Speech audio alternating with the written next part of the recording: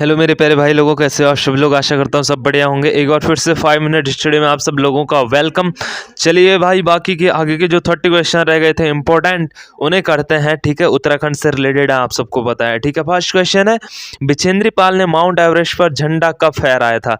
बिचेंद्री पाल ने mount Everest पर झंडा कब फहराया था, सभी भाई लोगों को पता है, 1984 में। ठीक है, बिचेंद्री पाल कौन है, तो भारत की प्रथम महिला जिन्होंने माउंट एवरेस्ट पर फतेह हासिल की थी, वो है बिचेंद्री पाल। ठीक है, अगर एक क्वेश्चन आपसे पूछा जाए सबसे कम उम्र में माउंट एवरेस्ट पर चढ़ने वाली महिला कौन थी, तो आपको पता होगा मलवत पूर्णा। ठीक है, सबसे कम उम्र में एवरेस्ट पर चढ़ने वाली महिला कौन थी, मालवत पूर्णा। ठीक है, कौन थी, मालवत पूर्णा थी, जो 13 साल की उम्र में जिन्होंने एवरेस्ट पर फतेह हासिल की। कब, 2014 की बात है ये। ठीक है, 2014 में इन्होंने एवरेस्ट पर फतेह हासिल की। ठीक है, एक और क्वेश्चन इसी से बनता है कि विश्व में पहली बार एवरेस्ट पर चढ़ने वाले व्यक्ति कौन थे, तो विश्व में पहली बार एवरेस्ट पर चढ़ने वाले व्यक्ति थे तेंजिंग। ठीक है, कौन थे, तो तेंजिंग नॉर्गे। ठीक है, इनका नाम दूसरी चीज में भी आता है कि केदारनाथ और माउंट एवरेस्ट दोनों पे पहली बार जाने वाले जो मानव थे वो यही हैं। ठीक है, तेंजिंग नॉर्गे। ठीक है, कहाँ के हैं, तो नेपाल पर्वतारोही हैं ये। ठीक है, नेपाल के हैं। ठीक है, इनके साथ एक और थे न्यूजीलैंड के, तो उनका नाम मेरे को याद नहीं है, तो आप प्लीज उसको भी रीड कर सकते हो। ठीक है, नेक्स्ट क्वेश्चन है, धारचूला किस खेल के लिए प्रसिद्ध है। धारचूला किस खेल के लिए प्रसिद्ध है, तो ये पैराग्लाइडिंग के लिए। और धारचूला कहाँ है मेरे दोस्त, तो पिथौरागढ़ में है। ठीक है, धारचूला कहाँ पड़ता है, पिथौरागढ़ में पड़ता है। नेक्स्ट क्वेश्चन है, निम्न में से किस स्थान पर आकाशवाणी केंद्र है। निम्न में से किस स्थान पर आकाशवाणी केंद्र है, तो अल्मोड़ा में आकाशवाणी केंद्र है। ठीक है, एक क्वेश्चन और बनता है कि आकाशवाणी, सभी को पता होगा आकाशवाणी किसका नाम है, ऑल इंडिया रेडियो का नाम आकाशवाणी रखा गया है। ठीक है, कब रखा गया, ये क्वेश्चन आता है। ठीक है, कि ऑल इंडिया रेडियो का नाम आकाशवाणी कब रखा गया, तो ये आपको याद होना चाहिए 1957 में। ठीक है, 1957 में ऑल इंडिया रेडियो का नाम आकाशवाणी रख दिया गया था। ठीक है, नेक्स्ट क्वेश्चन है, सर्वाधिक ऊंचाई पर पाया जाने वाला पुष्प है।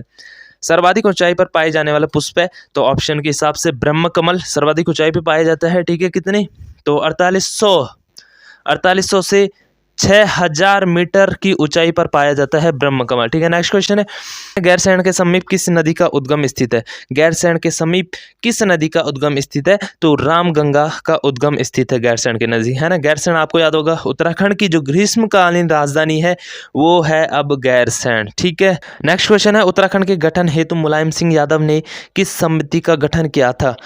उत्तराखंड के गठन हेतु मुलायम सिंह यादव ने किस समिति का गठन किया था, तो कौशिक समिति का गठन किया था इन्होंने। किस समिति का, कौशिक समिति का। ठीक, नेक्स्ट क्वेश्चन है, देहरादून का वार्डीय संस्थान किससे संबंधित है। देहरादून का वार्डीय संस्थान किससे संबंधित है, तो भू विज्ञान से संबंधित है। ठीक है, इस बार पुलिस में एक क्वेश्चन पूछा गया था कि उरेडा कहाँ है। ठीक है, तो उरेडा भी कहाँ है, देहरादून में है। ठीक है, नेक्स्ट क्वेश्चन है, अशोक का शिलालेख उत्तराखंड में किस स्थान में मिला। अशोक का शिलालेख उत्तराखंड में किस स्थान में मिला था, तो सभी को पता होगा कालसी में है। ठीक है, कालसी कहाँ है आपका, तो कालसी पड़ता है देहरादून में। एक और क्वेश्चन इससे बन जाता है, अशोक के जो शिलालेख हैं उनमें कौन सी लिपि मिलती है। ठीक है, तो अशोक के जो शिलालेख है उनमें ब्राह्मी लिपि मिलती है। ठीक है, ब्राह्मी लिपि देखने को मिलती है। ठीक है, नेक्स्ट क्वेश्चन है, उत्तराखंड में निम्नलिखित स्थानों में कथा फैक्ट्री है। उत्तराखंड में निम्नलिखित स्थानों में कथा फैक्ट्री तो कहाँ है, नैनीताल में है। ठीक है, हल्द्वानी नैनीताल में कथा फैक्ट्री है। ठीक है, नेक्स्ट क्वेश्चन है, नीलगिरी पर्वतमाला जिस राज्य में स्थित है। ठीक है, नीलगिरी पर्वतमाला जिस राज्य में स्थित है, तो कहाँ है, नीलगिरी तमिलनाडु में है साहब, नीलगिरी पर्वतमाला तमिलनाडु में है। ठीक है, नेक्स्ट क्वेश्चन है, पंजाब में कौन सा स्थान हौजरी उद्योग के लिए प्रसिद्ध है। पंजाब में कौन सा स्थान हौजरी उद्योग के लिए प्रसिद्ध है, तो लुधियाना। ठीक है, कौन सा स्थान है, लुधियाना है। ठीक है, नेक्स्ट क्वेश्चन है, उत्तराखंड में मूल्य संवर्धित कर लागू होने की तिथि है। उत्तराखंड में मूल्य संवर्धित कर लागू होने की तिथि है, यानी कि वैट, जिसे वैट बोलते हैं। ठीक है, वैट लागू होने की तिथि क्या थी, 1 अप्रैल 2005 थी। ठीक है, एक और क्वेश्चन इससे रिलेटेड पूछ देता है कि भारत में पहला राज्य जिसने वैट लागू किया था, तो वो था हरियाणा, जिसने 2004 में वैट लागू कर दिया था, वैट जो ये कर था। ठीक है, नेक्स्ट क्वेश्चन है, इसमें विश्व का सबसे बड़ा रेगिस्तान कौन सा है। इसमें विश्व का सबसे बड़ा रेगिस्तान कौन सा है, तो सबको पता है सहारा डेजर्ट। ठीक है। नेक्स्ट क्वेश्चन है सीपीयू का तात्पर्य है, तो सीपीयू का तात्पर्य क्या है सभी को पता है, full form central processing unit, ठीक है, सेंट्रल प्रोसेसिंग यूनिट है, ठीक है। नेक्स्ट क्वेश्चन है विश्व जनसंख्या दिवस की तिथि है, विश्व जनसंख्या दिवस की तिथि को तो सभी को पता है 11 जुलाई को विश्व जनसंख्या दिवस मनाया जाता है, ठीक है। नेक्स्ट क्वेश्चन है देश में विंटर लाइन की प्राकृतिक परिघटना किस नगर में दृश्यमान होती है, देश में विंटर लाइन की प्राकृतिक परिघटना किस नगर में दृश्यमान होती है, तो मसूरी में होती है, ठीक है। विंटर लाइन क्या होती है, जब सूर्य अस्त होता है तो सूर्य अस्त होने से 10-20 मिनट क्या होता है, आपको सूर्य रेड दिखाई देता है बहुत ज़्यादा, है ना, तो उसे विंटर लाइन की घटना बोलते हैं, ठीक है, परिघटना उसे बोला जाता है, ठीक है। तो मसूरी में ज़्यादातर देखने को मिलती है, ठीक है। नेक्स्ट क्वेश्चन है निम्न में कौन जीव में रक्त नहीं होता है किंतु सांस लेते हैं, निम्न में कौन जीव में रक्त नहीं होता है किंतु सांस लेता है, तो ऐसा कौन सा जीव है जिसमें रक्त नहीं होता है लेकिन वो सांस लेता है, तो वो होता है आपका हाइड्रा, अगर आपने साइंस में पढ़ा होगा, ठीक है, बायोलॉजी वालों को तो पता ही होगा, ठीक है, हाइड्रा, ठीक है। नेक्स्ट क्वेश्चन है उत्तराखंड में हिंदुस्तान मशीन टूल्स का कारखाना जहाँ स्थित है, उत्तराखंड में हिंदुस्तान मशीन टूल्स का कारखाना जहाँ स्थित है, तो कहाँ है, रानीबाग नैनीताल में, ठीक है, हिंदुस्तान मशीन टूल्स का कारखाना रानीबाग नैनीताल में, ठीक है। नेक्स्ट क्वेश्चन है विश्व पर्यावरण दिवस जिस तारीख को मनाया जाता है, ये तो सभी को पता होगा, विश्व पर्यावरण दिवस जिस तारीख को मनाया जाता है तो 5 जून को, ठीक है। नेक्स्ट क्वेश्चन है क्षेत्रफल की दृष्टि से उत्तराखंड का सबसे बड़ा नेशनल पार्क कौन सा है, क्षेत्रफल की दृष्टि से उत्तराखंड का सबसे बड़ा नेशनल पार्क कौन सा है, तो गंगोत्री राष्ट्रीय पार्क क्षेत्रफल की दृष्टि से सबसे बड़ा, जिसकी स्थापना 1990 में हुई थी, ठीक है।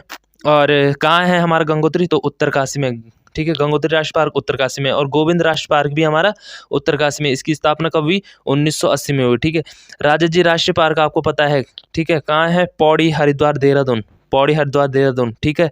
नेक्स्ट है नंदा देवी, नंदा देवी कहाँ पड़ता है, तो चमोली में, नंदा देवी राष्ट्रीय पार्क चमोली में है। नेक्स्ट क्वेश्चन है निम्नलिखित उपकरणों में से किसको रक्तचाप नापने के लिए प्रयुक्त करते हैं, निम्नलिखित उपकरणों में से किसको रक्तचाप नापने के लिए प्रयुक्त करते हैं, तो किसको करते हैं, सिफगमो मैनोमीटर का, ठीक है, सिफगमो मैनोमीटर का यूज करते हैं। नेक्स्ट क्वेश्चन है निम्नलिखित में से कौन सा सबसे पुराना राजवंश है, निम्नलिखित में कौन सा सबसे पुराना राजवंश है, तो मौर्य साम्राज्य, ठीक है, मौर्य राजवंश है जो सबसे पुराना है, ठीक है। नेक्स्ट क्वेश्चन है भारत की खोज नामक पुस्तक किसने लिखी, भारत की खोज नामक पुस्तक किसने लिखी थी, तो पंडित जवाहरलाल नेहरू ने, पंडित जवाहरलाल नेहरू ने भारत की खोज नामक पुस्तक लिखी है, ठीक है, बहुत बारी पूछा जाता है।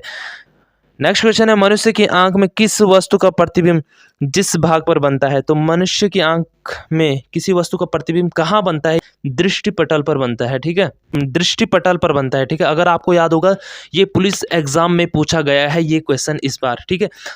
नेक्स्ट क्वेश्चन है उत्तराखंड की प्रथम महिला पुलिस महानिदेशक थी, उत्तराखंड की प्रथम महिला पुलिस महानिदेशक थी तो कौन थी, कंचन चौधरी भट्टाचार्य, ठीक है, प्रथम पुलिस महानिदेशक महिला कौन थी, कंचन चौधरी भट्टाचार्य थी, ठीक है। नेक्स्ट क्वेश्चन है कौन व्यक्ति गुमानी कवि के नाम से विख्यात है, कौन व्यक्ति गुमानी कवि के नाम से विख्यात है, तो लोक रत्न पंत को गुमानी कवि भी कहा जाता है। नेक्स्ट क्वेश्चन भारत के राष्ट्रीय ध्वज में अरों की संख्या है तो कितनी है, सभी को पता है 24 तिल्लियां हैं भारत के राष्ट्रीय ध्वज में, ठीक है। कलर कितने हैं भाई, अगर आपसे पूछा जाए तो 4 कलर हैं, 3 मत बोल देना, ठीक है।